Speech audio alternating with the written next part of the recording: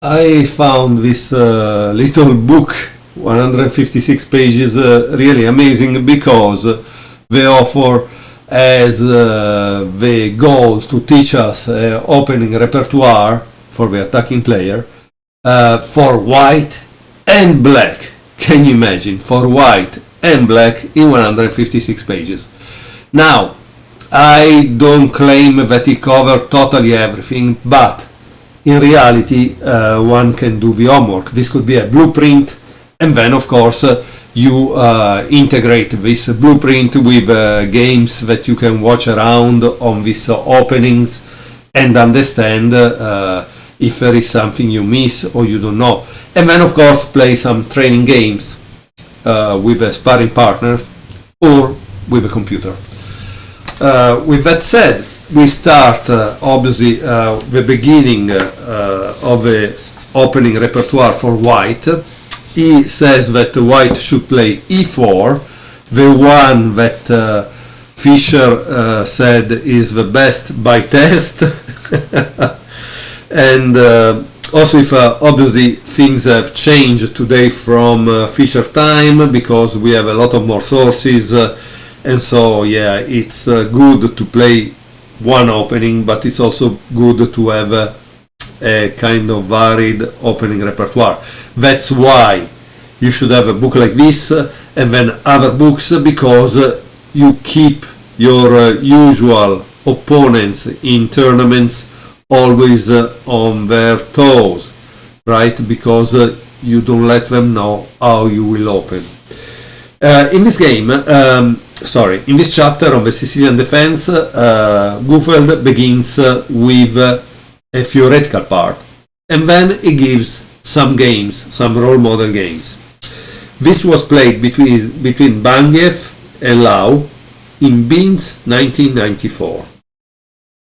So e4, c5, f4. Now I think the theory says f4 is not the move you should play. I don't know if they tell you to play knight c3 and then f4. This is the Grand Prix attack now. I know it because I think Chess Base made a DVD a few years ago, and the British Grandmaster told this, that you should play knight c3 and then f4, not f4 right away, because it seems black can get a good game. Again, black can get a good game, but remember please that it's only if you are at a certain level and you have a computer that told you how to get a good game. If your opponent didn't do his homework, or it's a low rated player, probably it doesn't matter, right? E takes d5, knight f6. This is the author writes, this is the most problematic continuation in the 2f4 attack, and one that has been employed by Kasparov. But I'm pretty sure you will not meet Kasparov in your games, because he retired. Bishop b5, check, bishop d7, but there is also the possibility to play this move, eventually study both of them. Bishop takes d7, and queen takes d7, after which white continue with c4. And now that white has a kind of pawn chain, black attacks it immediately with e6.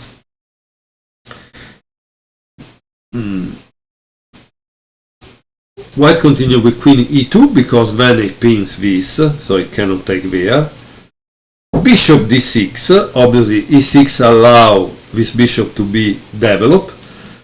d3, castle, and then obviously you need to decide what do you want to do in this situation, right? White decided to take on e6, and black took back. After which white continued the development with knight f3, knight c6, castle, rook e8, knight c3, e5, and now there is a good move for white. Try to find it out. It's a move that if you don't know the Dutch, if you don't play this Grand Prix attack very often, you wouldn't think of it. But the goal in the Grand Prix attack is to attack the king side. So you need to find a way to bring the pieces on the king side, right? So white played f5.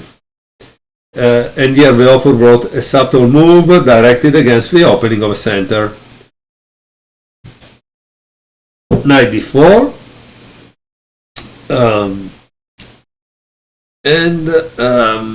Probably you should obviously analyze what are the consequences of taking on f5.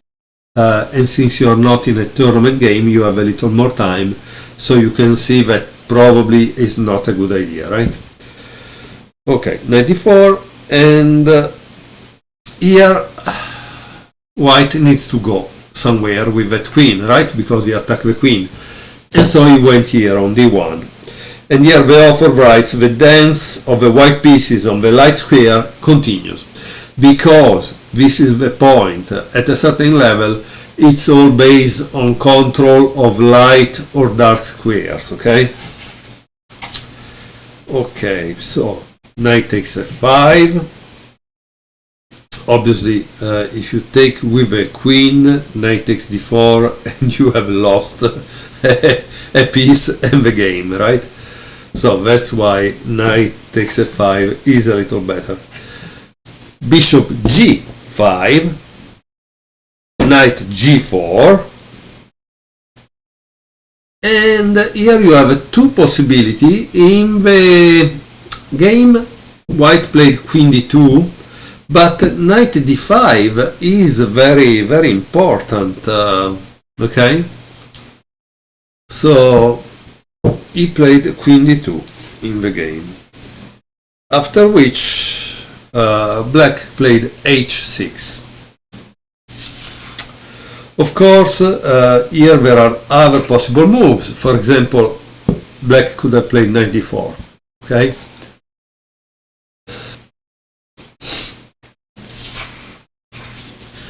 But he played h6, so after h6, white played a very interesting move. He played h3. Wow. Here obviously you need to analyze what happens after h take g5, h take g4, knight g3, and rook fe1 are the moves, okay? And white obviously is preferable in that case. So what did black play after h3? He played knight g3 right away.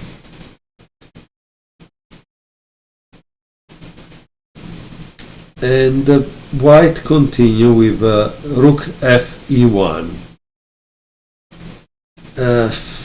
Probably here it was interesting to take immediately, okay? Because that would have continued the tension, but okay, rook fe1 is a possibility. H take g5, h take g4, and rook f4. By the way, I just realized now, Bangiev is, I think he was an international master who created his own system about controlling the squares. It was very interesting. Maybe it was more interesting for correspondence chess, but today they only use computers, so I don't know. Okay, so after rook f4, there is knight takes g5,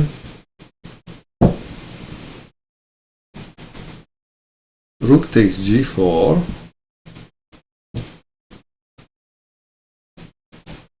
knight g e4, knight f5, and knight d5, to which black played bishop e7, rook f1, rook f8, queen e2, attacking this, rook h4, and rook f3. So he wants to double probably. In this winning position, great care is still required, because if he played g4, it seems it was a mistake. And you should get the book eventually and see why. I'm not showing you all the analysis made by the author, which are good, because I do believe you can find this game for yourself and try to fill up the gaps. Why you need to try to fill up the gaps? Because if I fill it for you, you will not learn nothing. So when you watch my videos, please keep a piece of paper and ask yourself why he didn't play this move, why he didn't play that move, and then you find the PGN of a game, thanks to ChessBase or chessgames.com or whatever database you like to use, and then analyze for yourself and try to understand. Analyze for yourself, don't use the engine, okay? Because if you were in this game, in this tournament game, you couldn't use the engine, right? So that's the reason. Okay, so after rook f3, queen e6, rook f1, like I told you, it was clear that he wanted to double the rooks, bishop d8, probably with the idea of keeping the bishop, but clearly it's a mistake. Why it's a mistake? Because now get your little clock, 3 minutes at least, and try to see what is the next move by white. Okay, so pause the video and try to find the next move by white. The next move by white is knight d f6, check. In this combinational way, white realizes his positional superiority. Rook takes f6, knight takes f6, queen takes f6, and of course now there is rook takes f5, queen h6, obviously is not over, rook f8, king h7, and of course now you must be very, very careful. If you take this, it's a huge mistake. Why? Because rook h1, king f2, okay, queen h4, check, after which king e3, he goes from h4 to g5, check, and when you go back, he gives you check again. So if you take this bishop, you just get a draw. That's what happens, okay? So you need to find the right move in this position. What is the right move for white in this position? The right move is queen f3, after which rook h1, king f2, obviously this doesn't mean anything anymore, so he needs to go here, right?